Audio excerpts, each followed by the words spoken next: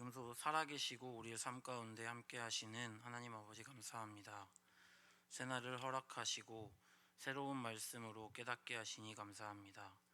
하나님 말씀을 읽고 묵상하고 기도할 때마다 하나님의 말씀을 통해 하나님이 어떤 분이신지, 하나님께서 우리에게 어떻게 말씀하시는 분이신지를 깨닫고 알아가기 원합니다.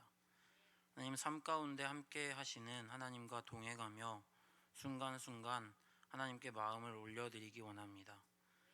상황 가운데 선택의 기로에 놓였을 때 하나님께 나아가 마음을 드리고 하나님께서 원하시는 선택을 따라가는 저희가 되게 하옵소서.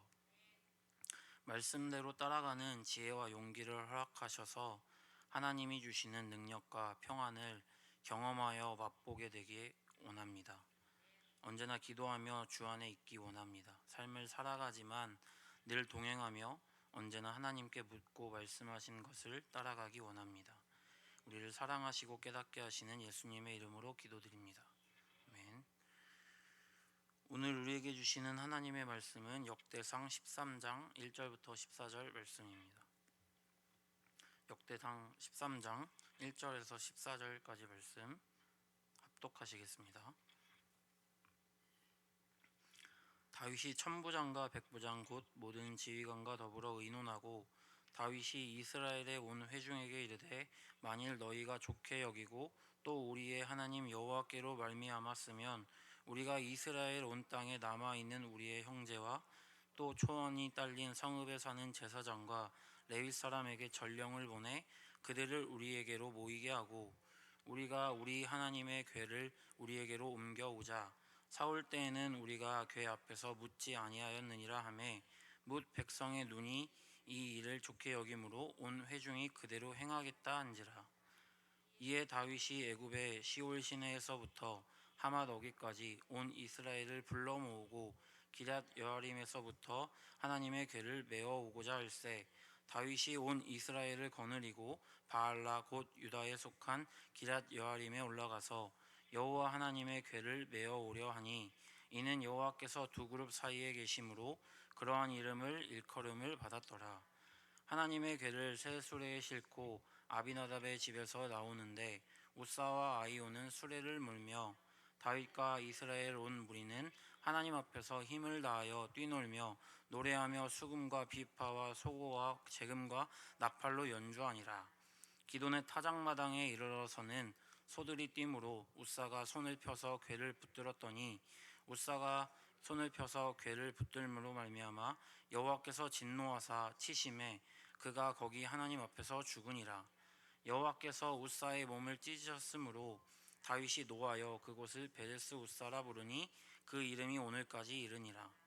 그날에 다윗이 하나님을 두려워하여 이르되 내가 어떻게 하나님의 궤를 내 곳으로 오게 하리요 하고 다윗이 궤를 옮겨 자기가 있는 다윗성으로 메어 드리지 못하고 그 대신 가드 사람 오벳에돔의 집으로 메어 가니라.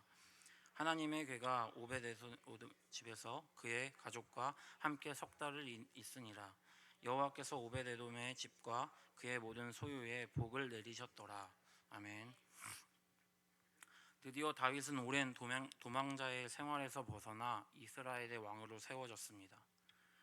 그는 도망 다니는 내내 아버지의 집에서 자기가 목숨을 걸고 양을 돌보고 지켰던 것처럼 하나님께서 자신을 돌보아 주시고 지켜주셨다는 것을 기억했습니다. 그리고 왕으로 세워지게 되면서 어떻게 나라를 이끌어가는 것이 중요한 것일까 생각하게 되었습니다. 나라 전체가 하나님을 잘 믿고 하나님의 말씀대로 따라가는 것이라고 믿었습니다.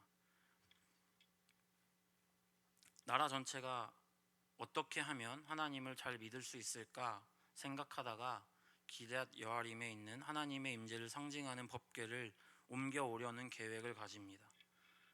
가나안 정복 당시 제사장들이 법궤를 앞세워 나아가면 전쟁에서 승리할 수 있었습니다. 가나안 정복을 끝내고 성막을 실로로 옮기면서 그곳에 법궤를 두었습니다. 그런데 엘리 제사장 때 블레셋과 전쟁이 있었는데 엘리 제사장의 두 아들이 법궤를 전쟁에 앞세우면 전쟁에서 승리할 수 있겠다는 이상한 생각을 가지고 법궤를 들고 전쟁에 나갔다가 전쟁에서도 패하고 법궤도 빼앗겼습니다. 블레셋 사람들은 법궤를 수레에 싣고 자신의 땅에 두었습니다. 먼저는 아스돗의 다곤 신전에 법궤를 두게 되었는데 다음날 가니 다곤 신상의 머리가 쪼개져 있었습니다. 법궤가 있는 곳마다 재앙이 찾아왔습니다. 블레셋 사람들은 법궤를 다시 이스라엘 땅으로 돌려보냈습니다. 법궤는 기럇 여아림에 있는 아비나답의 집에 보관되었습니다. 하나님의 임재를 상징하는 법궤가 오랫동안 방치되었다는 것을 알고 있었습니다. 다윗은 왕으로 세워지자마자 나라를 잘 이끌어 가기 위해서는 하나님의 임재를 상징하는 법궤를 옮겨올 계획을 실행합니다. 1절 다윗이 천부장과 백부장 곧 모든 지휘관과 더불어 의논하고 다윗이 왕으로 세워졌지만 이 나라의 진짜 왕은 하나님이시라는 것을 인정하고 있었습니다. 왕의 말이 곧 법이었던 시대였지만 진짜 왕은 하나님이라고 믿었기 때문에 어떤 결정에 있어서 혼자 결정하는 것이 아니라 신하들과 함께 상의합니다. 2절 다윗이 이스라엘에 온 회중에게 이르되 만일 너희가 좋게 여기고 또 우리의 하나님 여호와께로 말미암았으면 다윗은 법궤를 옮겨올 계획을 실행하면서 사람들에게도 물어보았지만 그 계획이 하나님 앞에서 올바른 일인지 생각합니다. 우리가 이스라엘 온 땅에 남아있는 우리의 형제와 또 초원이 딸린 성읍에 사는 제사장과 레위 사람에게 전령을 보내 그들을 우리에게로 모이게 하고 그리고 모든 백성을 한 자리에 모이게 하고 법궤를 옮겨오려 합니다. 3절 우리가 우리 하나님의 궤를 우리에게로 옮겨오자 사올 때에는 우리가 궤 앞에서 묻지 아니하였느니라 하매 4절 뭇 백성의 눈이 이 일을 좋게 여김으로 온 회중이 그대로 행하겠다 한지라. 다윗이 하나님의 임재를 상징하는 법궤를 옮겨오려는 계획을 신하들과 백성들에게 충분히 이야기하고 논의합니다. 그런 과정에서 모든 백성들이 그 계획을 좋게 여겼습니다. 그리고 다윗은 그 계획을 실행합니다. 5절 이에 다윗이 애굽의 시올 시내에서부터 하맛 어기까지 온 이스라엘을 불러모으고 기럇 여아림에서부터 하나님의 궤를 메어오고자 할세. 다윗이 이스라엘 전역의 백성들을 한 자리에 모으고 법궤를 메어오고자 합니다. 6절 다윗이 온 이스라엘을 거느리고 바알라 곧 유다에 속한 기럇 여아림에 올라가서 여호와 하나님의 궤를 메어오려 하니 이는 여호와께서 두 그룹 사이에서 계심으로 그러한 이름으로 일컬음을 받았더라. 7절 하나님의 궤를 새 수레에 싣고 아비나답의 집에서 나오는데 우사와 아이오는 수레를 몰며 아비나답의 집에서 하나님의 궤를 새 수레에 싣고 나옵니다. 아비나답의 손자였던 제사장 우사와 아이오가 수레를 몰았습니다. 8절 다윗과 이스라엘 온 무리는 하나님 앞에서 힘을 다하여 뛰놀며 노래하며 수금과 비파와 소고와 재금과 나팔로 연주하니라. 다윗과 백성들은 하나님의 궤가 옮겨지는 것을 보며 하나님 앞에서 있는 힘껏 힘을 다하여 뛰놀며 노래하며 하나님을 예배합니다. 9절 기돈의 타작마당에 이르러서는 소들이 뛰므로 우사가 손을 펴서 궤를 붙들었더니 기돈의 타작마당에 들어섭니다. 그런데 타작마당은 평평한 곳임에도 불구하고 소들이 어떤 것에 걸려 놀라 뛰기 시작합니다. 소들이 뛰니 법궤가 실은 수레도 흔들렸습니다. 법궤가 떨어지려고 하자 우사가 손을 펴서 궤를 붙들었습니다. 10절 우사가 손을 펴서 궤를 붙들므로 말미암아 여호와께서 진노하사 치심에 그가 거기 하나님 앞에서 죽으니라. 우사는 분명 좋은 마음으로 법궤를 보호하려고 붙든 것인데 하나님께서 진노하셔서 그를 죽이셨습니다. 인간적인 생각으로는 이해가 되지 않는 본문 말씀입니다. 하나님을 기쁘시게 하려고 법궤를 옮기는 과정이었습니다. 그런데 소가 놀라면서 수레가 흔들렸고 법궤가 떨어질 것 같아서 법궤를 보호하려고 붙든 것인데 하나님께서 그것에 진노하셔서 그를 죽이셨습니다. 다윗이 하나님을 사랑하는 마음으로 법궤를 옮기려 했던 의도는 좋았지만 그 방법이 하나님이 원하시는 방법이 아니었던 것입니다. 하나님을 기쁘시게 하려고 했지만 정작 하나님께는 그 방법을 묻지 않았습니다. 하나님을 기쁘시게 하려고 했지만 하나님께 나아가는 것이 아니라 사람들의 눈치를 살폈습니다.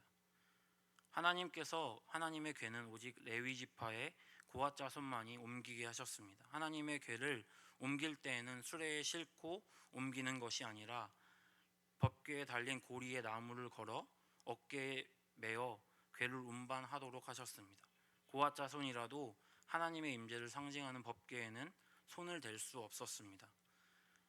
다윗은 자신을 인도하신 하나님을 사랑하는 마음으로 하나님의 임재를 상징하는 법궤를 옮기려 했지만 하나님의 방법으로가 아닌 자신의 방법이었습니다. 하나님의 말씀대로 궤를 옮길 방법을 고안한 것이 아니라 신하들에게 물어보므로 하나님이 아닌 사람들의 눈치를 살폈습니다.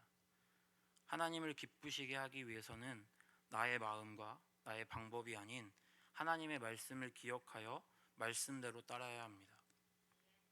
교회를 사랑하는 마음으로 봉사하고 헌신할 때 우리가 반드시 기억해야 하는 것은 나의 마음과 나의 열정보다 하나님의 말씀대로 하고 있는지를 점검해야 합니다. 하나님을 사랑하는 마음으로 봉사하지만 그 방법이 내 마음대로 내 방법대로 하는 것은 생각해 보면 진정으로 하나님만을 위한 것이 아닌 자신을 위한 것이라는 것을 발견하게 됩니다. 제사장이었던 웃사는 하나님의 말씀을 잘 몰랐습니다. 또 자신의 집에 20년간 방치되어 있었기 때문에 익숙함에 속아 하나님을 경외하는 마음을 잃어버렸습니다. 하나님께서 진노하신 이유는 친밀함과 익숙함에 속아 하나님을 경외하는 마음을 잃어버렸기 때문입니다. 우리가 신앙생활을 하며 꼭 기억해야 하는 것은 친밀함도 중요하지만 무엇보다 하나님을 하나님으로 인정하는 경외하는 마음을 갖는 것입니다. 하나님을 경외한다는 것이 무엇일까요? 그냥 두려워하는 마음일까요? 어떤 잘못을 하면 벌하시지 않을까 하는 무서워하는 마음을 갖는 것일까요?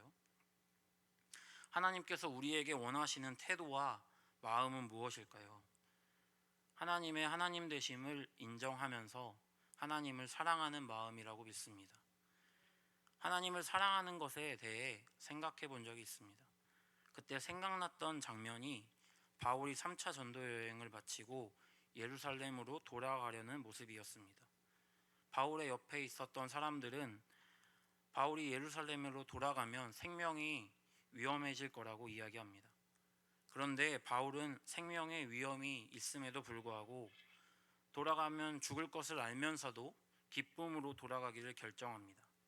여기서 저는 바울이 진짜 예수님을 자신의 목숨보다도 사랑했구나 하는 깨달음이 울림이 있었습니다. 그렇다면 어떻게 해야 바울과 같이 예수님을 사랑할까 생각하게 되었습니다. 하나님의 무한한 사랑을 경험할 때 하나님을 사랑하게 됩니다. 용서받지 못하는 죄인인 자신을 용납하시고 용서하신 하나님을 경험하면 하나님을 경외하는 마음을 갖게 됩니다. 우리의 죄를 대신해서 지시고 돌아가셨다는 것을 그저 머리로만 아는 것이 아니라 마음으로 삶으로 느끼는 만큼 하나님을 경외하고 사랑하게 되는 것입니다. 사랑은 누구나 경험한 만큼 사랑하게 됩니다. 내가 하나님께 이해받고 공감받은 만큼 하나님의 은혜를 알게 되고 누군가를 이해하고 공감할 수 있습니다. 사랑은 배운다고 노력한다고 공부한다고 되는 것이 아니라 진정으로 자신이 죄인 된 모습을 용납받고 공감받고 이해받고 사랑받을 때 그 마음을 갖게 되는 것입니다. 내가 아파 보면 아픈 사람들의 마음을 공감합니다. 내가 주저앉아 있어 보면 주저앉아 있는 사람들의 마음을 공감합니다. 그런 상태일 때 찾아오신 하나님의 사랑을 경험하면 아픈 사람들의 마음을 공감하고 함께 아파하면서 사랑하고 용납하여 그를 세워줄 수 있습니다. 내가 죄인이었을 때에도 나를 이해하시고 공감하시고 용납하신 하나님을 경험하면 하나님의 은혜로 죄인인 모습인 나의 형제와 자매를 용납하고 기다릴 수 있습니다. 마음으로 하나님의 은혜를 느끼고 깨닫는 만큼 사랑하고 경외하는 마음을 갖게 됩니다. 하나님에 대해서 지식적으로 많이 안다고 하나님을 경외하거나 닮아가는 것이 아닙니다. 살아계시고 긍휼히 여기시는 하나님을 경험해야 합니다. 사실 신앙생활을 하다 보면 어떤 맡은 직분으로 하여금 공동체에서 미움받지 않기 위해서거나 직분자의 모습으로 질책받지 않기 위해서 책임을 다할 때가 있습니다. 주일 성수를 하고 11조를 하고 여러 가지 어떤 교회 봉사를 할 때에 기쁨으로 하는 것이 아닌 직분자의 책임으로 다할 때가 있습니다. 기쁨으로 사역해야 하는데 마음의 기쁨이 고갈되어 억지로 주어진 만큼만 사역할 때가 많이 있습니다. 그때 우리에게 필요한 것은 우리의 몸을 쳐서 복종하게 하는 것이 아니라 살아계신 하나님께 나아가는 것입니다. 그런데 어떠한 책임의 영역으로 하나님께 나아가는 것이 아니라 존재 자체로 귀히 여기시는 하나님의 자녀의 모습으로 나아가는 것입니다. 자녀로 나아간다는 것은 어떤 것을 잘하고 못하고가 아니라 존재로 귀히 여김을 받는 자녀의 모습으로 나아가는 것입니다. 자녀의 모습으로 사랑받고 인정받을 때 진정으로 세워짐을 경험합니다. 아브라함이 믿음의 조상이 그냥 되어진 것이 아니라 여러 넘어짐을 통해서 용납하시는 하나님의 사랑을 경험했습니다. 넘어짐 가운데 하나님의 용납하심과 이해와 공감하심과 세워주심을 경험했습니다. 예수님께서 우리를 긍휼히 여기십니다. 오늘 다윗과 같이 의도는 좋았지만 방법이 좋지 않은 모습일지라도 하나님은 우리의 중심을 보십니다. 사역을 하며 넘어짐이 있고 인정받고 싶은 마음이 들 때 하나님은 우리의 마음을 공감하십니다. 어떤 잘못을 했을 때 스스로가 가장 잘 알게 됩니다. 그 잘못을 인정할 때 수치심과 불안이 몰려옵니다. 사람들은 어떤 우리의 마음과 가정을 알지 못하기 때문에 결과만 보고 지적하기도 합니다.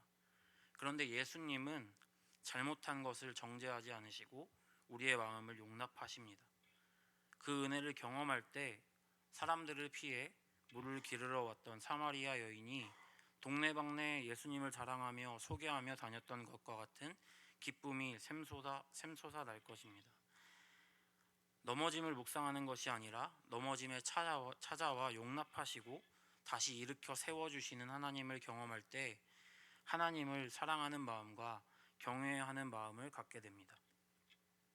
사랑하는 만큼 소중히 여기게 되는 것입니다. 사랑하면 남들이 보이지 않는 것을 보고 배려하고 사랑할 수 있는 것입니다. 은혜를 아는 만큼 사랑할 수 있는 것입니다. 저는 오랫동안 죽고 싶은 마음을 갖고 있었는데 기적이 나타났습니다. 값없이 하나님께서 그 사랑하시는 것을 경험했을 때 죽고 싶었던 마음에서 살고 싶은 마음과 소망으로 바뀌게 되었습니다. 그래서인지 주변에 어떤 아파하는 사람이나 낙담하고 있는 사람을 볼 때에 가만히 있을 수 없습니다. 제가 값없이 공짜로 그 사랑을 받았기 때문에 가만히 있고는 마음에 불안이 찾아옵니다. 그를 위로하지 않고는 가만히 있을 수 없는 것입니다. 우리가 하나님의 사랑과 용납을 경험하면 값없는 그 사랑을 경험하면 그 사랑을 경험한 만큼 갚게 됩니다. 나눠주게 됩니다. 지금도 살아계시고 우리를 포기하지 않는 마음으로 사랑하시는 하나님을 경험합시다. 매일 넘어짐 가운데 우리의 마음을 공감하시고 용납하시는 하나님을 경험합시다. 죄인인 우리를 긍휼히 여기셔서 자기 아들을 내어주신 그 은혜를 마음으로 느껴지는 은혜가 있기를 축원합니다. 기도드립니다. 겉모습이 아니라 중심을 보시는 하나님 아버지 감사합니다. 우리의 간구에 응답하시고 신실하게 인도하시는 하나님을 의지합니다. 언제나 하나님을 사랑하고 경외하는 마음을 갖게 되기 원합니다. 먼저 죄인된 우리를 사랑하셔서 구원하시고 세워주셔서 감사합니다. 하나님의 은혜를 머리로만 암기하여 아는 것이 아니라 마음으로 경험으로 여호와의 선하심을 맛보아 알게 하여 주옵소서. 매일 말씀을 묵상하고 기도할 때 하나님의 마음을 알게 하시고 크고 은밀한 것들을 알게 하셔서 하나님과 친밀함을 넘어 하나님 되심을 인정하게 하옵소서. 하나님의 용납하심을 경험할 때 하나님처럼 용납하게 하셔서 축복의 통로, 사랑의 통로가 되게 하옵소서. 우리의 노력으로 의지로 사랑하기로 결정하는 것이 아니라 하나님의 은혜가 너무 커서 사랑하지 않고는 그냥 있을 수 없는 샘솟는 기쁨을 갖게 하여 주옵소서. 오늘도 하루를 살아갑니다. 하나님을 경외하는 마음으로 말하고 행동하고 선택하게 하옵소서. 예물 드린 성도들의 믿음을 기억하여 주셔서 그들의 기도 제목에 응답하시고 풍성한 열매를 맺게 하옵소서. 죄인된 우리를 끝까지 사랑하시는 예수님의 이름으로 기도드립니다. 아멘.